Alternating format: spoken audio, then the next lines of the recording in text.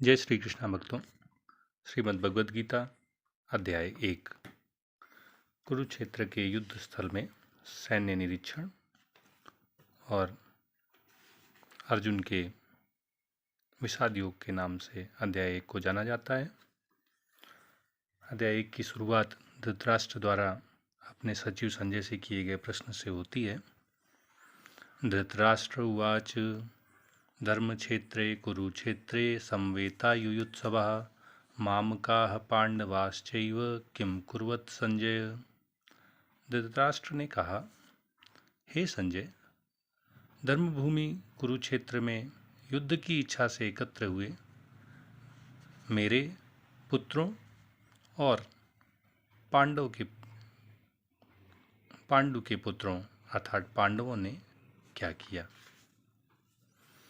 संजय उवाच दृष्ट्वा तु पांडवानीकं व्यूढ़ं दुर्योधनस्तदा आचार्यमुपसंगम्य राजा वचनम ब्रवीत। संजय ने कहा, हे राजन, पांडु पुत्रों द्वारा की गई सेना की व्यूह रचना को देखकर राजा दुर्योधन अपने गुरु, अपने आचार्य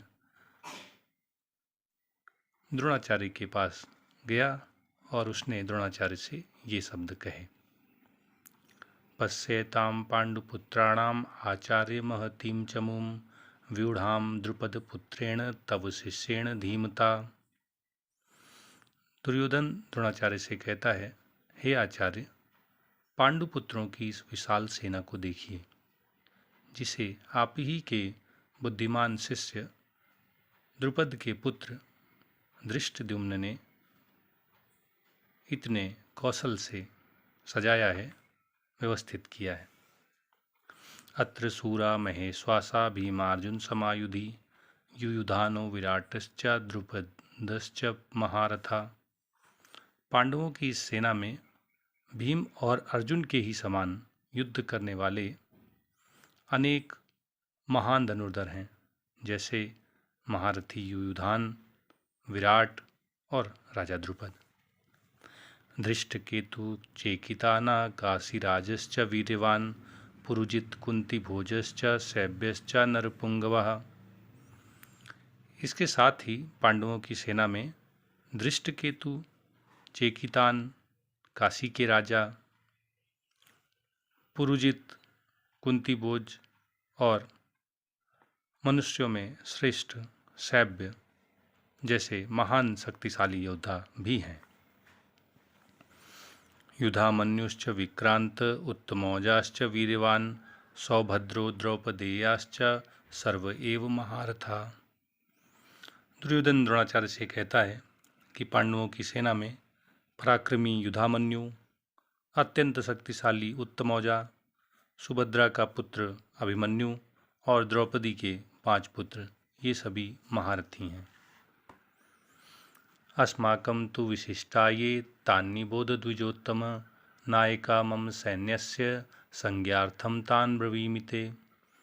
पांडवों की सेना का वर्णन करने के बाद दुर्योधन द्रोणाचार्य से अपनी सेना के महारथियों के, महान योद्धाओं के विषय में बताते हुए कहता है कि हे ब्राह्मण श्रेष्ठ, आपकी जानकारी के लिए, आपकी सूचना के लिए मैं अपनी सेना के उन नायकों के विषय में बताना चाहता हूँ जो मेरी सेना को संचालित करने में विशेष रूप से निपुण हैं, कुशल हैं, दक्ष हैं।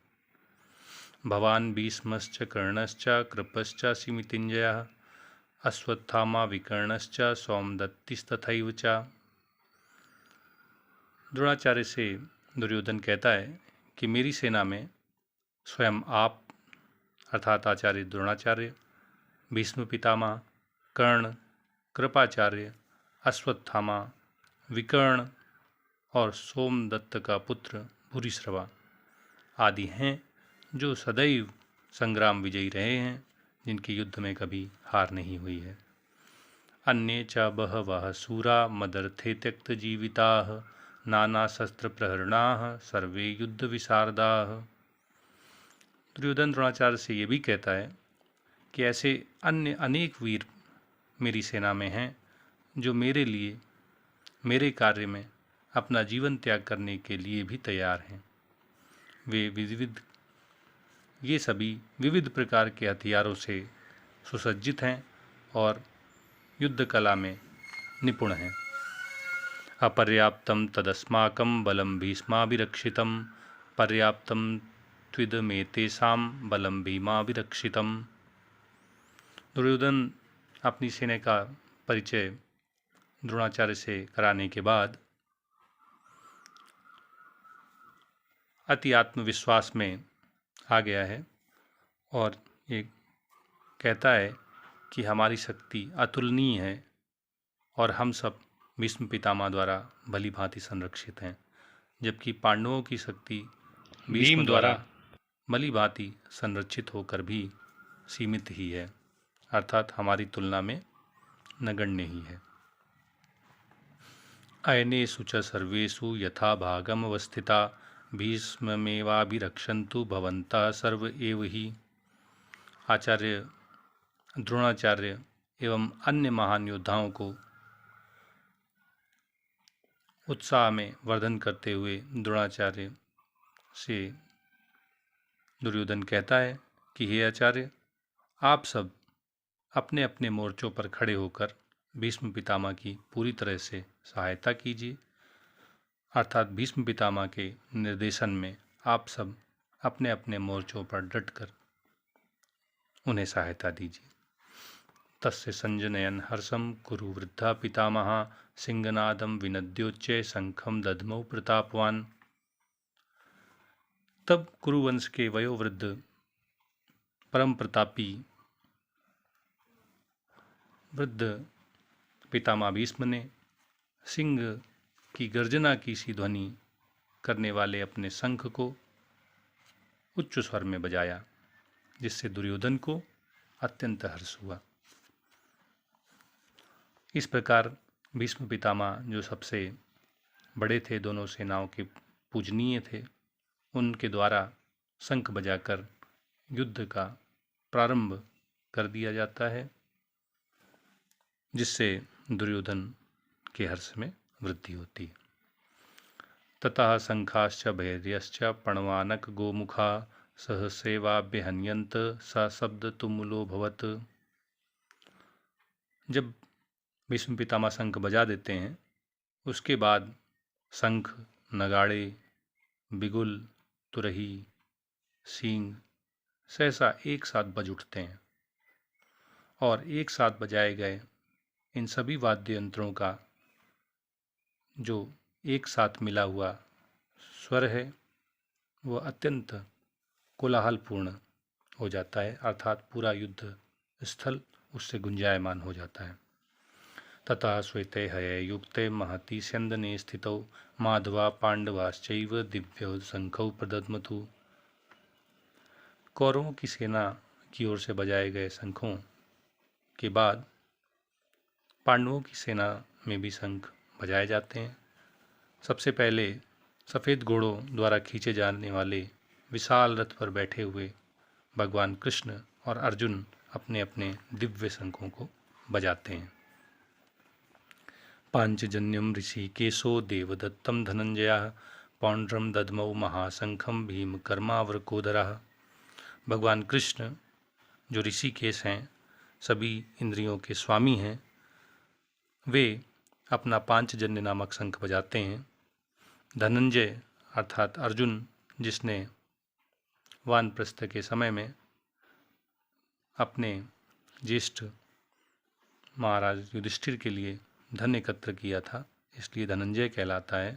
उसने देवदत्त नामक शंख बजाया और अति मानवीय कार्य करने वाले और अत्यधिक भोजन करने वाले भीम ने पौंड्र नामक अपना भयंकर शब्द करने वाला शंख बजाया। अनंत विजयम राजा कुंती पुत्रो युधिष्ठिरा नकुलः सहदेवश्च सुघोषमणिपुष्पकौ। संजय राजा धृतराष्ट्र से कहता है कि राजा युधिष्ठिर ने, जो कुंती पुत्र हैं, अपना अनंत विजय नामक शंख बजाया। पांडवों के अन्य दो भाई नकुल और सहदेव ने अपने अपने सुघोष और मणिपुष्पक नामक शंख बजाए। काश्यश्च परमेश्वासा शिखंडी च महारथा धृष्टद्युम्नो विराटश्च सात्विकीश्च पराजिता द्रुपदो द्रौपदेयाश्च सर्वसा पृथ्वीपते सौभद्रश्च महाबाहु शंखान दद्मौ पृथक पृथक। पांडवों की सेना के अन्य महान धनुर्धर महान योद्धाओं ने भी अपने अपने शंख बजाए। महान धनुर्धर काशीराज, परम योद्धा शिखंडी, धृष्टद्युम्न, विराट, अजेय, सात्विकी, द्रुपद, द्रौपदी के पांचों पुत्र और सुभद्रा के महाबाहु पुत्र अभिमन्यु ने अपने अपने शंख बजाए। सघोषोद्धार्तराष्ट्राणां हृदयानि विदारयत् नभश्च पृथ्वीं चैव तुमुलोऽभ्यनुनादयन्। पांडवों और कौरवों की सेना के द्वारा शंख बजाए गए। जब पांडवों की सेना की ओर से शंख बजाए गए तो उन शंखों की एक साथ उत्पन्न हुई ध्वनि अत्यंत कोलाहलपूर्ण बन गई, जो आकाश से पृथ्वी तक गुंजायमान होती हुई धृतराष्ट्र के पुत्रों के हृदयों को विदीर्ण करने लगी। अथ व्यवस्थितान् दृष्ट्वा धार्तराष्ट्रान् कपिध्वजः प्रवृत्ते शस्त्र संपाते धनुरुद्यम्य पांडवः ऋषिकेशं तदा वाक्यमिदमाह महीपते। उस समय हनुमान से अंकित ध्वजा लगे रथ पर बैठे हुए पांडुपुत्र अर्जुन ने अपना धनुष उठाया और वह तीर चलाने के लिए तैयार हो गया। संजय राजा धृतराष्ट्र से कहता है कि धृतराष्ट्र के पुत्रों को व्यूह रचना में खड़ा देखकर अर्जुन ने भगवान श्री कृष्ण से ये शब्द कहे। अर्जुनवाच सेनयोरुभयोर्मध्ये रथं स्थापयमेच्युत यावदेता निरीक्षेऽहं योद्धुकामान् अवस्थितान् कैर्मया सह योद्धव्यम् अस्मिन् रणसमुद्यमे। अर्जुन ने कहा, हे अच्युत, हे अचल, हे अपरिवर्तनशील, हे कृष्ण, कृपा करके मेरा रथ दोनों सेनाओं के बीच ले चलें और स्थापित कर दें, जिससे मैं इस युद्ध में उपस्थित युद्ध की अभिलाषा रखने वालों को और शस्त्रों की इस महान परीक्षा में जिनसे मुझे संघर्ष करना है उन्हें देख सकूं। योत्स्यमानानवेक्षेऽहं या एतेऽत्र समागताः धार्तराष्ट्रस्य दुर्बुद्धे युद्धे प्रियचिकीर्षवः। अर्जुन भगवान कृष्ण से कहता है कि मुझे उन लोगों को देखने दीजिए जो यहाँ धृतराष्ट्र के दुर्बुद्धि पुत्र दुर्योधन को प्रसन्न करने की इच्छा से युद्ध स्थल में एकत्र हुए हैं, लड़ने के लिए तैयार हैं। संजय उवाच एवमुक्तो ऋषिकेशो गुडाकेशेन भारत सेनयोरुभयोर्मध्ये स्थापयित्वा रथोत्तमम्। संजय भगवान वेदव्यास के शिष्य हैं। वेदव्यास की कृपा से वो धृतराष्ट्र के महल से कुरुक्षेत्र के युद्ध स्थल में चल रहे महाभारत के युद्ध का आंखों देखा वर्णन धृतराष्ट्र से करते हैं। आगे वो कहते हैं कि हे भरतवंशी, अर्जुन द्वारा इस प्रकार संबोधित किए जाने पर भगवान कृष्ण ने दोनों सेनाओं के बीच में उस उत्तम रथ को लाकर खड़ा कर दिया। भीष्म द्रोण प्रमुखतः सर्वेषां च मयीक्षिताम् उवाच पार्थ पश्येतान् संवेतान् कुरुनिति। और रथ को दोनों सेनाओं के मध्य स्थापित करके भगवान कृष्ण ने अर्जुन से कहा कि भीष्म, द्रोण और विश्व भर के अन्य समस्त राजाओं को देखो, हे पार्थ, जो यहाँ कौरवों की ओर से लड़ने के लिए खड़े हुए हैं। तत्रा पश्यत् स्थितान् पार्थ पितृनथ पितामहान् आचार्यान् मातुलान् भ्रातॄन् पुत्रान् पौत्रान् सखींस्तथा स्वसुरान् सुहृदश्चैव सेनयोरुभयोरपि। भगवान कृष्ण द्वारा दोनों सेनाओं को देखने का आदेश पाकर अर्जुन ने वहाँ पर दोनों पक्षों की सेनाओं में अपने चाचा ताऊओं, पितामहों, गुरुओं, मामाओं, भाइयों, पुत्रों, पौत्रों, मित्रों, ससुरों और शुभ चिंतकों को युद्ध के मैदान में लड़ाई करने के लिए तैयार देखा। तान समीक्ष्य स कौन्तेयः सर्वान् बन्धून् अवस्थितान् कृपया पर्याविष्टो विषीदन् इदं ब्रवीत। जब कुंती पुत्र अर्जुन ने अपने ही संबंधियों, अपने ही मित्रों, अपने ही पितामहों, पुत्रों आदि को युद्ध के मैदान में अपने ही खिलाफ लड़ते देखा तो वह करुणा से अभिभूत हो गया और भगवान कृष्ण से ये वचन बोला। अर्जुनवाच दृष्ट्वेमं स्वजनं कृष्ण युयुत्सुं समुपस्थितं सीदन्ति मम गात्राणि मुखं च परिशुष्यति। अर्जुन ने कहा, हे कृष्ण, इस प्रकार युद्ध की इच्छा रखने वाले अपने मित्रों और संबंधियों को अपने समक्ष युद्ध के लिए खड़ा देखकर मेरे शरीर के अंग काँप रहे हैं और मेरा मुंह सूखा जा रहा है। वेपथुश्च शरीरे में रोमहर्षश्च जायते गांडीवं स्रंसते हस्तात् त्वक्चैव परिदह्यते। अर्जुन भगवान कृष्ण से कहता है कि मेरा शरीर काँप रहा है, मेरे रोंगटे खड़े हो रहे हैं, मेरा गांडीव धनुष मेरे हाथ से सरक रहा है और मेरी त्वचा जल रही है। न च शक्नोम्यवस्थातुं भ्रमतीव च मे मनः निमित्तानि च पश्यामि विपरीतानि केशव। अर्जुन करुणा से अभिभूत है, शोक से व्याकुल है और भगवान कृष्ण से कहता है कि अब मैं युद्ध स्थल में और अधिक खड़ा होने में असमर्थ हूँ, मेरा मन भ्रमित हो रहा है और मेरा सिर चकरा रहा है।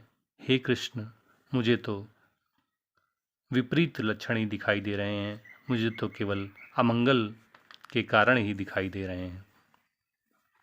न च श्रेयोनुपश्यामि हत्वा स्वजनमाहवे न कांक्षे विजयम कृष्ण न राज्यम सुखानि च। मोहयुक्त, शोकयुक्त, विषादयुक्त अर्जुन भगवान कृष्ण से कहता है कि हे कृष्ण, इस युद्ध में अपने ही स्वजनों का वध करने से मुझे कोई अच्छाई नहीं दिखाई देती, इससे मुझे अपना भला नहीं दिखाई दे रहा है और मैं इस प्रकार की जीत, विजय, राज्य या राज्य सुख की इच्छा नहीं रखता हूँ। किम नो राज्येन गोविंद किम भोगे जीवितेन वा ये सामर्थ्ये कांक्षितं नो राज्यम भोगा सुखानि च।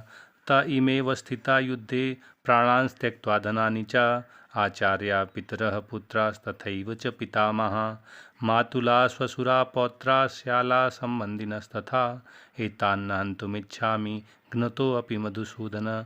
अपि त्रैलोक्यराज्यस्य हेतो किं नु मही कृते निहत्य धार्तराष्ट्रान् नः का प्रीतिः स्यात् जनार्दन। अर्जुन अपने युद्ध न करने के निर्णय को भगवान कृष्ण से विस्तार से कहता है और दलीलों के माध्यम से उन्हें अपने इस निर्णय के प्रति अपनी मोहर लगाने के लिए, अपनी सहमति व्यक्त करने के लिए प्रार्थना करते हुए अर्जुन भगवान से कहता है, हे गोविंद, हमें राज्य के सुख अथवा इस जीवन से ही क्या लाभ, क्योंकि जिन सारे लोगों के लिए हम राज्य सुख और जीवन की खुशियाँ चाहते हैं वे ही इस युद्ध भूमि में खड़े हैं। हे मधुसूदन, जब गुरुजन, पितृगण, पुत्रगण, पितामह, मामा, ससुर, पौत्रगण, साले और अन्य सारे मित्र संबंधी अपने अपने धन और प्राण की आहुति देने के लिए तैयार हैं और युद्ध में मेरे ही खिलाफ खड़े हैं, तो फिर मैं इन सबको क्यों मारना चाहूँगा, भले ही वे मुझे क्यों न मार डालें। हे जनार्दन, हे जीवों के पालक, मैं इन सब से लड़ने के लिए तैयार नहीं हूँ, बदले में भले ही मुझे तीनों लोग क्यों न मिल रहे हों। तो फिर इस पृथ्वी की तो बात ही छोड़ दीजिए। भला धृतराष्ट्र के पुत्रों को मारकर, अपने ही संबंधियों को मारकर, अपने ही मित्रों को मारकर हमें कौन सी प्रसन्नता मिलने वाली है। पापमेवाश्रयेदस्मान् हत्वेनाततायिनः तस्मान्नार्हा वयं हन्तुं धार्तराष्ट्रा सबान्धवान् स्वजनं ही कथम हत्वा सुखिना श्याम माधव। अर्जुन भगवान कृष्ण से कहता है कि यदि हम ऐसे आतताइयों का वध करते हैं तो हम पर पाप ही चढ़ेगा, अतः ये उचित नहीं होगा कि हम धृतराष्ट्र के पुत्रों और उनके मित्रों का वध करें। हे माधव, हे कृष्ण, इससे हमें क्या लाभ होगा और अपने ही कुटुंबियों को, अपने ही स्वजनों को, अपने ही साथियों को मारकर हम किस प्रकार सुखी होंगे। यद्यप्येते न पश्यन्ति लोभोपहत चेतसा कुलक्षय कृतं दोषं मित्रद्रोहे च पातकम् कथम न ज्ञेयमस्माभिः पापादस्मान् निवर्तितुं कुलक्षय कृतं दोषं प्रपश्यद्भिः जनार्दन। अर्जुन भगवान कृष्ण को जनार्दन शब्द से संबोधित करते हुए कहता है, हे जीवों के पालक, हे जनार्दन, यद्यपि कौरव पक्ष के लोग लोभ से ग्रसित अपने चित्त के कारण परिवार को मारने में और मित्रों से विरोध करने में, लड़ाई करने में, द्रोह करने में किसी प्रकार का दोष नहीं देख रहे हैं, कोई पाप नहीं देख रहे हैं, किंतु हम लोग जो परिवार को विनष्ट करने में अपराध देखते हैं, इसे पाप मानते हैं, ऐसे पाप कर्मों में क्यों प्रवृत्त हो रहे हैं। कुलक्षय प्रणश्यन्ति कुलधर्मा सनातनाः धर्मे नष्टे कुलं कृत्स्नम् अधर्मो भी भवत्युत। अर्जुन भगवान कृष्ण से कुल का नाश होने से उत्पन्न सामाजिक अव्यवस्था और अधर्म की उन्नति के विषय में बताते हुए कहता है कि कुल का नाश होने पर सनातन कुल परंपराएं नष्ट हो जाती हैं और इस तरह जो शेष बचे कुल के सदस्य होते हैं वे भी अधर्म के कार्यों में लग जाते हैं, प्रवृत्त हो जाते हैं। अधर्माभिभवात् कृष्ण प्रदुष्यन्ति कुल स्त्रियः स्त्रीषु दुष्टासु वासरणे जायते वर्ण संकरः। अर्जुन भगवान कृष्ण से कहता है कि हे कृष्ण, हे वंशी बजाने वाले, हे कृष्ण, जब कुल में अधर्म का बोलबाला हो जाता है, अधर्म बढ़ जाता है, पाप बढ़ जाते हैं, तो कुल की जो स्त्रियां होती हैं वो भी दूषित हो जाती हैं और ऐसी दुष्ट स्त्रियों से, उनके स्त्रीत्व के पतन से हे वंशी बजैया अवांछित संतानें उत्पन्न होती हैं, वर्ण संकर उत्पन्न होते हैं। संकरो नारकायैव कुलघ्नानां कुलस्य च पतन्ति पितरो हि येषां लुप्तपिण्डोदक क्रिया। और जिन कुलों में वयोवृद्ध जनों का वध हो जाता है, हत्या हो जाती है, उन कुलों में अवांछित संतानों की वृद्धि से निश्चय ही परिवार के लिए और पारिवारिक परंपरा को विनष्ट करने वालों के लिए नारकीय जीवन, नरक जैसा जीवन उत्पन्न होता है। ऐसे पतित कुलों के पुरखे पितरगण भी गिर जाते हैं, क्योंकि उन्हें जल और पिंडदान, श्राद्ध और तर्पण आदि की जो क्रियाएं हैं वो समाप्त हो जाती हैं। दोषेरे तय कुलघ्नानानां वर्ण संकर कारकै उत्साद्यन्ते जाति धर्मा कुल धर्माश्च शाश्वता। व्यक्तियों के वध, उनकी हत्या से उत्पन्न समाज की अव्यवस्था की ओर इशारा करते हुए भगवान कृष्ण से अर्जुन कहता है कि जो लोग कुल परंपरा को नष्ट करते हैं और इस तरह वर्ण संकरों की उत्पत्ति का कारण बनते हैं, अवांछित संतानों को जन्म देने का कारण बनते हैं, उनके दुष्कर्मों से समस्त प्रकार के सनातन कुल धर्म और जाति धर्म अर्थात कुल परंपराएं और जाति परंपराएं नष्ट हो जाती हैं। उत्सन्न कुल धर्माणाम मनुष्याणाम जनार्दन नरके नियतम वासो भवतीत्युनुशुश्रुम। अब अर्जुन अपने व्यक्तिगत अनुभव न साझा करके जो उसने गुरु परंपरा से सीखा है, सुना है, उसका हवाला देते हुए भगवान कृष्ण से, जो जीवों के पालक हैं, कहता है कि हे जीवों के पालक कृष्ण, मैंने गुरु परंपरा से सुना है कि जो लोग कुल धर्म का विनाश करते हैं वे सदैव नरक में वास करते हैं, अर्थात वे नरक जैसे जीवन व्यतीत करते हैं। अहो बत महत् पापम कर्तुम व्यवसिता वयम यद राज्य सुख लोभेन हंतुम स्वजन मुद्यता। अर्जुन बड़े आश्चर्य में पड़ गया है और भगवान कृष्ण से कहता है कि आह, कितने आश्चर्य की बात है कि हम सब जघन्य पाप कर्म करने के लिए तैयार हो रहे हैं। राज्य सुख भोगने की इच्छा हमारे अंदर इतनी प्रबल हो गई है कि हम अपने ही संबंधियों को मारने में तुले हुए हैं, उनका वध करने के लिए तैयार खड़े हैं। यदि माम अप्रतीकारम अशस्त्रम शस्त्रपाण्यः धार्तराष्ट्रारणे हन्युस्तन्मे क्षेमतरम भवेत्।